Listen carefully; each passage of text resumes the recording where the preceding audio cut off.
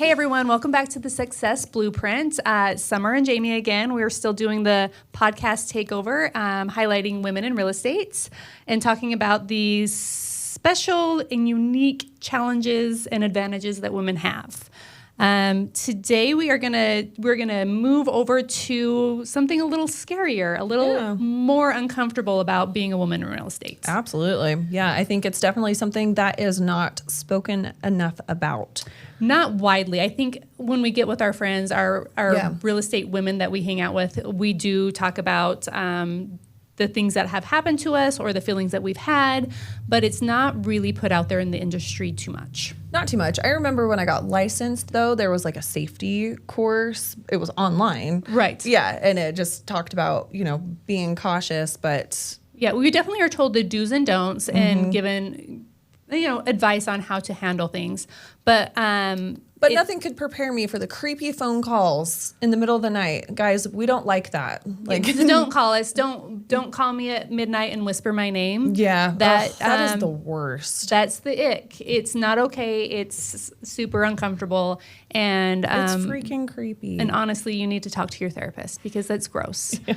Unsolicited photos, we don't like those either. No. And as women, we will never solicit that photo. We don't want to see it. So keep it in your pants. Stop sending it. Yeah. It's the big gross too. But there are definitely things that happen to women in real estate. Our numbers are out there. Our faces are out there. We are accessible in ways that we wouldn't be in any other industry. That is unique and unfortunate. It is. Yeah. I mean, how many offers to be paid to wear certain shoes have you received since you started real estate? I mean, because the numbers really climb this month. Yeah. Just the one this month. Yeah. But the shoes that he was going to send me were spectacular. Almost to the point where I was like, well, show me the shoes again and we'll talk about it. Let me see those red bottom shoes one more time. Yeah. No, it's a weird thing. Yeah. I know. I don't understand why it is, but it's not just you and I. We're we are literally all of us. I wouldn't say we're the minority. We're the majority. It's a thing. In talking with our real estate women friends, I think more often than not, and we can laugh it off and we can say the craziest thing happened and we'll talk about it. But in general, there are a lot of times where we feel genuinely unsafe, super unsafe. Yes. We are meeting random people in random spots. Locations. Yeah. I mean, I lost count of how many times I've had to send you my location and say, if I don't show back up, this is the last place. And this is the person I'm meeting. And this is the person, this is their phone number, and that's all I know. Yeah. As a real estate agent, we never want to be the weird smell in somebody's basement. Yeah. Yeah. It's not our goal in life, but it is something that we do face on a daily basis. It is something that's always in the back of our minds, and it is a reality we have to deal with. Mm-hmm. So would you like to talk about any situations you've been in that have made you uncomfortable? In general? In general, I mean, I feel like I've been very fortunate. I am incredibly cautious, though. Yep. I use Forewarn anytime I don't know anybody. Like if I don't know you personally, then I'm looking up to see if you're a criminal. And there's been a handful of times I've handed off leads because I'm like, hey, I do not feel safe. Does one of the men on the team want to take this? And they're usually all for it. But there's a lot of times where I've taken people with me to showings and just said, oh, I'm being shadowed for the day because I really don't feel comfortable being alone with somebody. Absolutely. I will say when we use Forewarn, and if anybody doesn't know what that is, it's an app that we have where we can do like a reverse lookup on someone and it will give us their history. If I see anything in there that has any sexual reference, I'm done. Or assault, sexual reference, robbery, anything like that, I will definitely take a step back and I will 100% give that to a male agent and let them know my concerns. And it's frequent. We see it. It's not just every once in a while. Like we see it quite frequently. And the scary thing is that's kind of our only background check. Like that's our only thing. So if you haven't been caught, we don't really have a lot to go off of other than instinct. Well, yeah. And I mean, you and I are both pretty cautious about bringing weapons. I mean, yeah. If honestly, I don't know you, just, I'm prepared in one way or another. If I don't know you, people know where I'm at, or somebody is with me, or, I've let an agent know, or somebody's coming shortly. I don't mess around with that. I don't either. Yeah. I mean, I had an open house situation one time where it could have been a lot worse for sure, but it scared me enough. And I was really new at the time. Like, I think I'd only had my license maybe a couple of months when that happened. And so that was a pretty good indication to me that I need to be a little bit more cautious. Right. Because, when you're alone in a house by yourself, like you are just, it can get really scary. So for sure. I do have a friend who is an agent who had a very, very real, very scary incident at an open house that was a vacant property out in the middle of nowhere. And it was a good reminder that these things do happen. And I don't think it's super uncommon I think in the news recently, a real estate agent's murder was just solved. I don't know if you saw that. I did, yeah. But it had been unsolved for like 12 years. A female real estate agent met somebody they didn't know at a vacant home, and they were shot and killed. I would like to say that doesn't happen very often, but it happens far more than it should. Yeah, no, I agree. So we were just kind of looking up some stats before we sat down with everybody to talk about this. And it says 40% of survey respondents from this NBC News report said they'd met a newer prospective client alone at secluded locations, and nearly half have shown a vacant property in an area with poor or no cell coverage within the last year. Well, I've done that. Oh, absolutely. Yeah. I mean, we're in East Idaho. There's a lot of far out places that we go that we don't really have a lot of coverage. It's super common to meet someone in a very remote location. Unfortunate location. Yeah. Absolutely. Yeah. So, it just says that women make up 70% of assault victims among real estate professionals. Since 2010, there's been 83 murders and 940 non-fatal assaults on real estate professionals. And those are the assaults that have been reported. I read an article that said like only 48% of assaults are actually reported. Yeah. So let's say that number is half of what it actually is. We're definitely in an industry that puts us at risk, and we need to take our safety very seriously. Yeah. And there's more stats on here saying that like it's a pretty low percentage of women have taken self-defense classes, like 22%. Right. So I definitely think that's something that maybe we all need to consider a little bit more seriously. Absolutely. I would, there are definitely certain things that I do personally when I show a home. I never show my back. And I think I learned that from my husband. He did Krav Maga, and he's always wrestling with our boys. Like, never show your back. So when I open up a door, I let them go in, and I always say, I'm going to let you take charge, and I will follow you. You go wherever you want. But I never let them have my back. I'm always very aware of where they're at. And where the exit is. Always know where the exit is. Yeah. Basements make me nervous. Oh, me too. Basements make me uncomfortable because there is one exit. Yeah. And that is one where I'm always closer to the exit than my clients. Mm-hmm. I've luckily never been assaulted. I've been in uncomfortable situations for sure, but I've never been physically threatened. Yeah. No, I think we've been really lucky. For sure. Really, really lucky. And hopefully it's just because we've been so close. Right. But as a woman, I think that would be my number one, is just be hyper aware of your situation. Mm-hmm. I am a very trusting person by nature. I think everybody has goodness in them, and I always like to see the sunshine and be like, they would never hurt me. They're good people. But that's not the case. So I think just be hyper aware of your situation, hyper aware that on a daily basis we're putting ourselves in some sort of danger that could very really happen.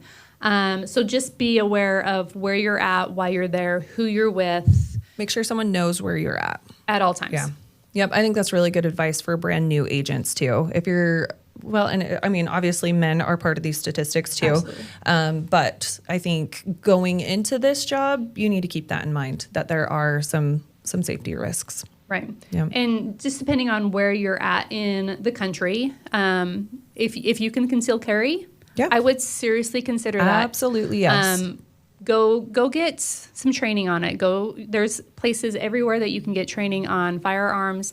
If you feel comfortable with that, you should do it. My one problem, I would say, is if you're not comfortable with a firearm, if you don't know how to use it, it is actually probably going to be a bigger threat to you by having it. So if you don't know how to use it, you don't know anything about them, you're not really well trained, get pepper spray. But a firearm is going to actually be a bigger hindrance to you.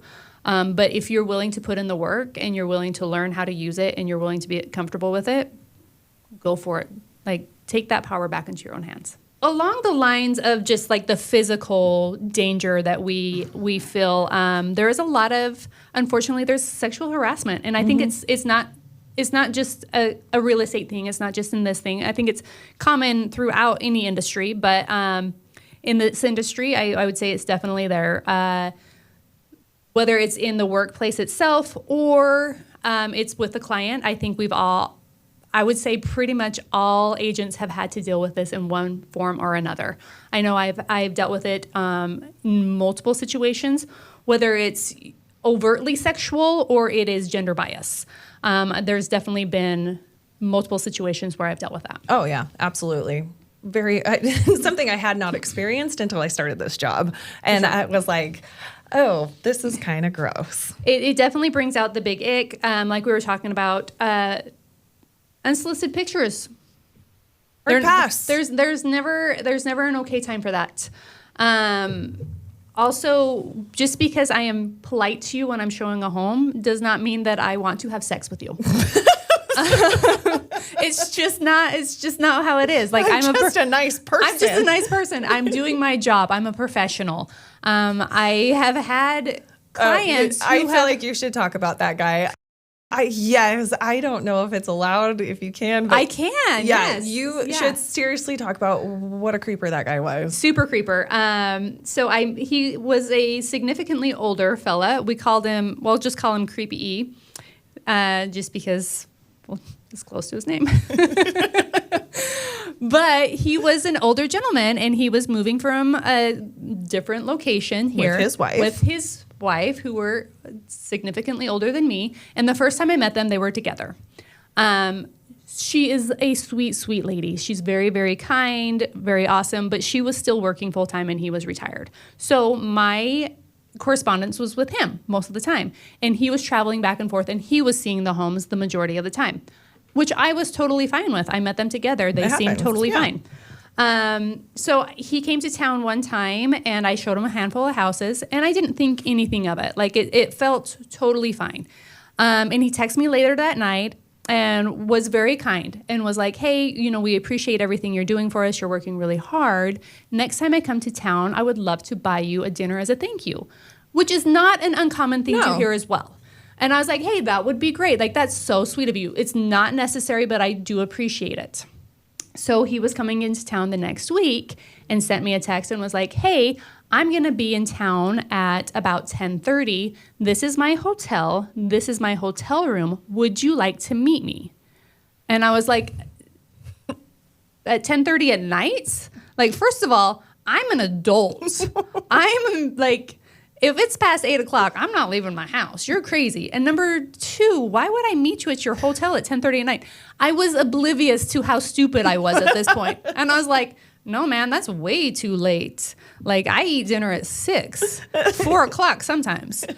And so I was just like, hey, that's not going to work for me. And then he did it the next week and was like, this is my hotel. This is my hotel room. I'm going to stop by the liquor store. What do you like to drink? And I was like, I'm a huge fan of water. And he was going to be there late. And he texted me at like 11 o'clock and was like, hey, I just got to my hotel room. I went and got XYZ. Come and meet me.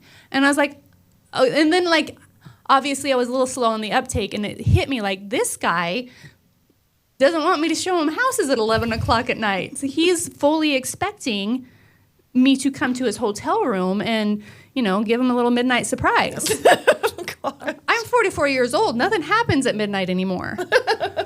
So, yeah, it was going to be a no-go for me. And I started feeling very uncomfortable with the type of texts he was starting to send. Yeah. It was giving me really bad vibes. So, to the point where I went to showings and I took a fellow agent who was a male with me the first time. And this agent definitely gave me the heads up that they got very uncomfortable vibes for me. And then the next time he came to town, I passed it off to this agent and was like, hey, this dude's coming to town. Will you please show these houses? And he did. And then finally, the last time he came to town, he came with his wife again. I went and showed him the homes. I did bring another agent with me just because I was, at this point, wildly uncomfortable with this fella. Yeah.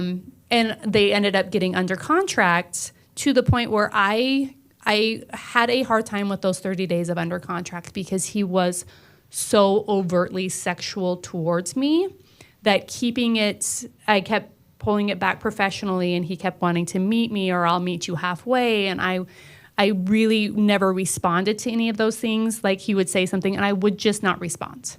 And I would this is what we're doing. I put him and his wife on a group text. If he texts me, outside of that group text, I would respond back on our group text.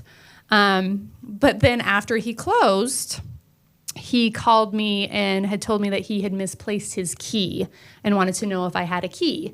And I said, no, I had given you all the keys. And he's like, well, my wife is out of town. Would you mind meeting me at my home and helping me break into my property?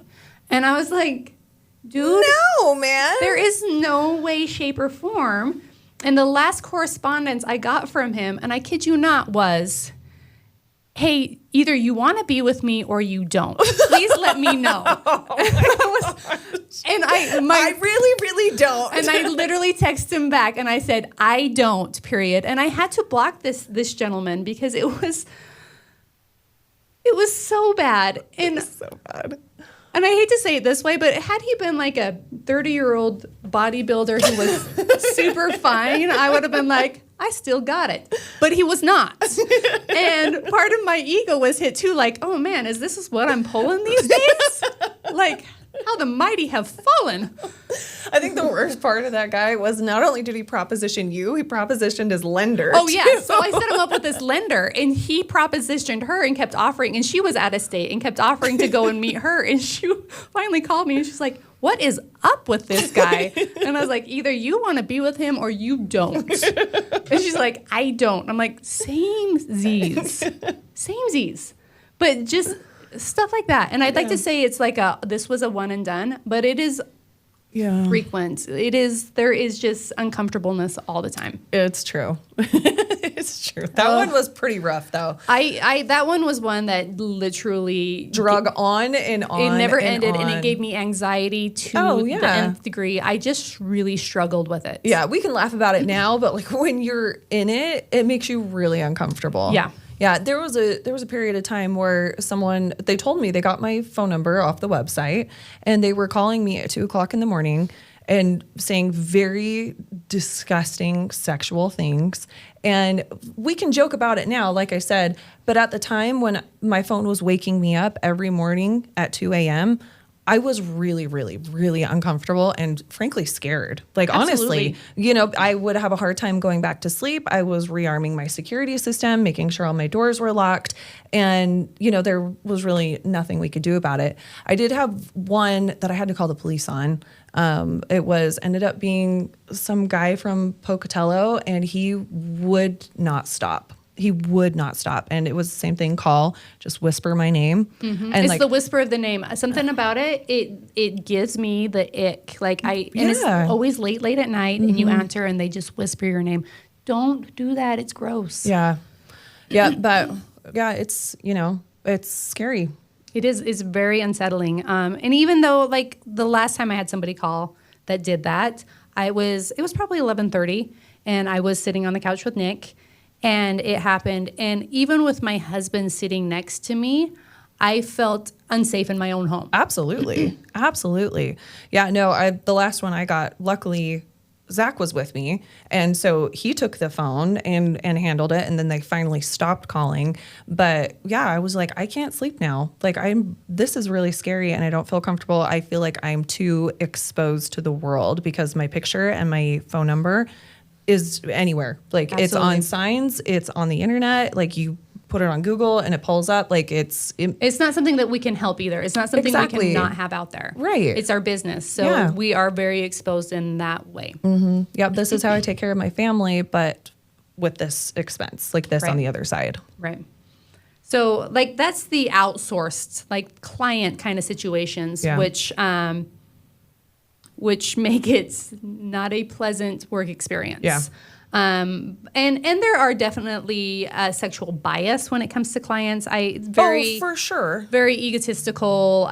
You are a woman. Your body parts make you not as smart in in building and stuff like that, which I take offense to personally. As well you should, because you're very well educated when it comes to construction. Yeah. So when I have heard that, and I have heard it a few times, giving advice like, hey, this is what I'd be concerned about. This is what I'm seeing. These are the red flags for me, and being shut down. Like, I did have a client one time tell me, and I did fire this client, that my job was to open the door, look pretty, and keep my mouth shut. Oh. So I no longer worked with him. Yeah, no. Because I do not keep my mouth shut. I will open that door and I'll look pretty. But I just was like, dude, I know more than you. And that was just the nature of the beast. Like, I get that you're a smart guy. He was an engineer. Like, you know numbers. But I know more than you when it comes, like, this is my realm. I know how to build a house. I know what goes into it. I know more than you. So maybe you should sit down and shut your mouth. Try to look pretty. Yeah. But yeah, I fired him. Also, you're allowed to fire a client. If you are unhappy or you feel unsafe or you are disrespected, Absolutely, yes. there is no amount of money that is worth your physical, mental safety or to be disrespected. Yeah, I mean, on the last episode, we talked a lot about like that initial hustle where you feel like you have to be on, you got to chase every lead, like you got to do everything you got to do, be available 100% of the time. But there is a line that, I mean, it took me a little bit to learn it, to where I'm like, no amount of money is worth this headache. Like, it's just not worth it. Absolutely. And so it's actually much better if you There's let those go. there's a freeing nature to the point where you're like, I don't need this. Yeah. I don't have to do this. Yeah. And knowing at any time you can just shut the door on that relationship. So if you are in that space where you do feel it is taking more from you than you are getting back, hand them off to somebody else, or just simply stop working with them. You do not have to work with them. They can fire you, but you can fire them. Absolutely. So for your safety and your Sanity. do it. Yeah. Do it, and you will definitely be in a better space. Agreed. Yeah. So in the actual real estate realm of other agents, there is definitely the same kind of aspect. I wouldn't say it is as overtly threatening as going out with clients, but there is definitely bias there. Absolutely. Yeah. I mean, got to be careful. I know, right? Yeah. We speak in code. I know. I mean, if you're wondering if we're talking about you, we probably are, but we're not going to say your name. Yeah, exactly. No, there are certain people in the industry in our area that treat you differently for Your body parts? for being a woman. Yeah. Yeah. Yeah. And I think without saying names, any woman in the industry there's always 3 or 4 names that pop right into my head. You know what? All East Idaho women agents, if you know who we're talking about, send us a DM and we will confirm or deny. We'll give you a wink. Yeah. Yeah. But like, for instance, I was dealing with a colleague on a deal, and I had called and asked a simple question, and this colleague blew up at me. Oh, yeah. I remember that. And went on and on and on about how stupid I was and how dare I ask him this question and why would he know this and blah, blah, blah, blah, blah. And I let him go on for a good solid minute and a half and let him have his little temper tantrum. And then I told him that once he was done, he needed to sit with himself, gather himself, not be so emotional, and he could call me back. And I hung up on him. Men love it when you tell them that they're being emotional. Girl, you need to stop being so emotional. I'll tell you what, it took him about 5 minutes before I got a call back. And he apologized. He did. Oh, he apologized? He apologized. Oh, good. And to this day, he has not talked to me that way again. But it was not the first time he had addressed me in such a crude, demeaning way. Like I was stupid. And the second I just put a stop on it, I was like, you don't get to talk to me like that. He's been better. Good. Yeah. Good. Yeah. I've had an instance with a male colleague, and we were in the middle of a deal, and there was a little hiccup with it, and he did not like my client's response, which obviously, like, my responsibility is to do what's in the best interest of my client. And I had him on speakerphone. I happened to be in the office. I stepped into Jason's office and I told him, I said, I'm going to need some help with this. I mean, just screaming at me over this. And then as soon as I mentioned Jason was in the room, I mean, complete change. I talked to him respectfully, all of this. And I was just like, why do I get that, but Jason gets this? Right. You know, it just isn't fair. It's not. And it's an unfortunate thing. And I would say that they are the exception to the rule. Yeah. There are so many fantastic agents out there that we work with on a daily basis that I love and adore. I wouldn't just say that, all the ignorant agents that we have to deal with that are difficult or say things that are inappropriate are male.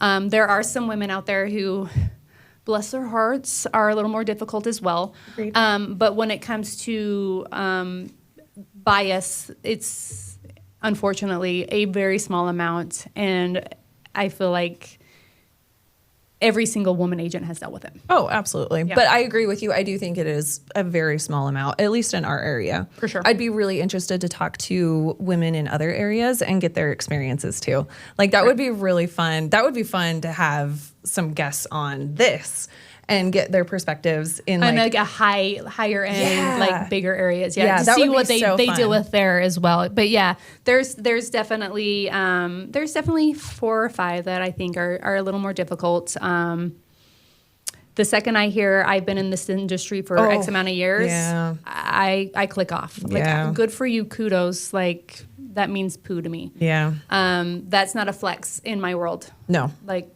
I love that for you. You're old. Congratulations. You were born before me. Yeah. I'm so happy for you. So happy for you. Way to stay alive. But like, it's a weird thing to hear. Like you're my dad. Great. Don't care. You don't care. But we hear that a lot, especially just the talk down. Like, I'm older than you, blah, blah, blah, blah. I'm more experienced than you. Yeah, I don't care. Yeah. None.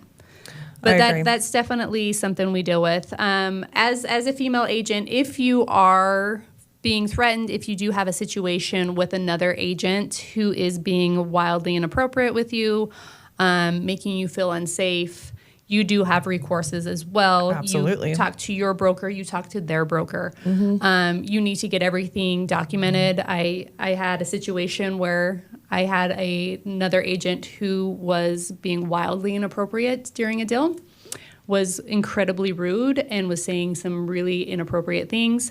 Unfortunately for him, it was all through email, and my TC was on that email, who was then forwarding all those emails to my team lead. So that was all very much documented. I did have enough to take. I did choose not to,